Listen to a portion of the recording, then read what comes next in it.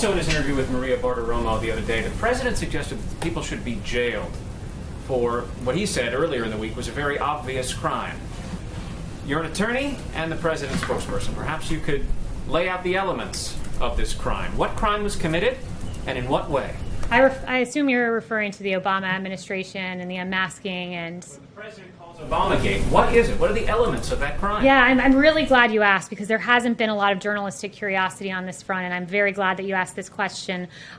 Look, there were a number of questions raised by the actions of the Obama administration. The Steele dossier, funded by the Democratic National Committee, the opposition political party to the president, was used to attain FISA warrants to listen in on conversations of people within the Trump campaign.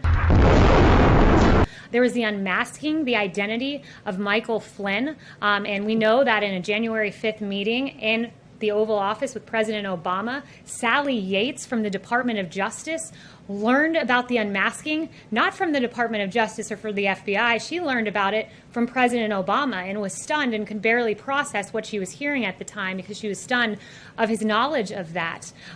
We know that there was a lot of wrongdoing in the case of Michael Flynn. The FBI notes, for instance, that said, should we, quote, get him to lie as they pontificated their strategy. We know that the identity of this 3-decade general was leaked to the press, a criminal leak to the press of his identity in violation of his Fourth Amendment rights.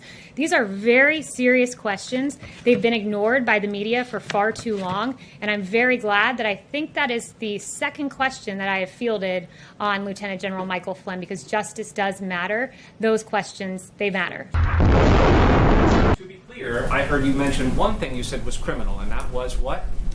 The one thing that I've said that was criminal? Right. The leaking of his name and the very real questions that have been raised. But if you want to start talking about wrongdoing in the administration, happy to go through Andy McCabe leaking to the Wall Street Journal and then lying about it. Happy to talk about James Clapper lying before Congress, saying the NSA does not monitor phone calls. That was an inaccuracy, to say the least, if not a lie. And John Brennan telling Congress that the bogus Steele dossier played no role in the Russia probe, when in fact we know it did and was the basis of attaining FISA warrants. So there's a lot of mistruths there that were said, many of them under oath. So I would point you to those and the many other real questions that I hope you all will pursue. So the president's view that those people should be jailed, the people you just mentioned? I never said that. Those are your words, not mine. But perhaps you should look into it and get me some answers. That is, after all, the job.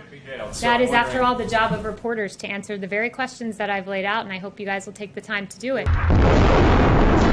And I also find it interesting, if we want to start talking about fabrication of crimes, we can litigate that case pretty publicly with James Clapper, who said what President Trump did with Russia pales, that Watergate paled in comparison. We can talk about Eric Swalwell lying and saying President Trump was working on behalf of the Russians. We can talk about Hakeem Jeffries lying and saying the president was a Russian asset. We can talk about Schiff saying there was ample evidence of collusion in plain sight when in fact there was not. We can talk about Mark Warner saying there's enormous amounts of evidence of collusion. We can talk about a CNN historian who said there was a smell of treason in the Trump-Russia probe when in fact for 3 years you all talked about collusion and there was none. And it was a huge injustice, not just to this administration, but to the American people who deserve truth, not the alleging of absolutely false allegations against this president.